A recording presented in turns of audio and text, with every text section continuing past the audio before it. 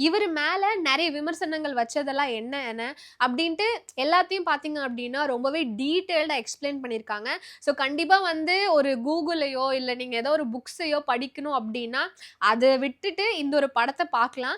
ஏன்னா, அவ்ளோ நாலேட்ஜ் வந்து இந்த ஒரு படத்துல காமிச்சிருக்காங்க. ஸோ ஃபர்ஸ்ட் ஹாஃப் வந்துட்டு மெயினா வந்துட்டு இந்த இண்டிபெண்டன்ஸ் அதாவது பிரிட்டிஷ் ராஜ டைம்ல வந்துட்டு இருக்கிற மாரி காட்டுவாங்க.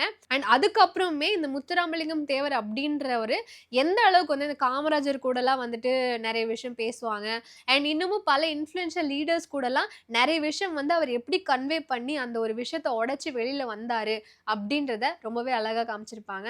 அண்ட் நெறைய விஷயங்கள் தெரியாத விஷயங்களும் இந்த படம் மூலியமா நமக்கு சொல்லியிருக்காங்க. அதாவது முத்துராமலிங்கம் தேவர் அப்படின்றவர் வந்துட்டு சுபாஷ் சந்திர போஸ் அவர்கள வந்துட்டு ஒரு நார்மல் லீடரா தான் பார்த்திருக்காரு அப்படின்ற மாரி யோசிப்போம்.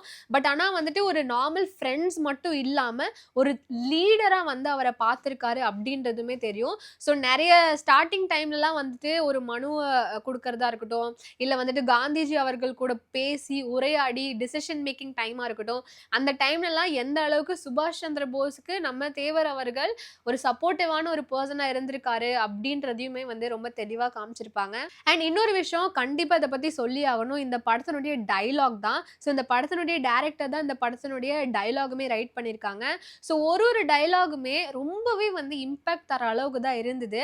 ஸோ நார்மலா ஒரு படத்துல ஒரு டயலாக் சொல்ற மாரி இல்லாம, அந்த தத்துவத்தையும் சேர்த்து அண்ட் லைஃப் லெசன்ஸையும் சேர்த்து அண்ட் இந்த மாரி ஒரு கேஸ்ட் பேஸ்டு விஷயங்கள் எல்லாமே இருக்கக்கூடாது அப்படின்ற ஒரு கம்பைன்ட் மாரல் ஸ்டோரியா தான் வந்து இந்த ஒரு டயலாக் ரைட்டிங்லயுமே இருந்தது.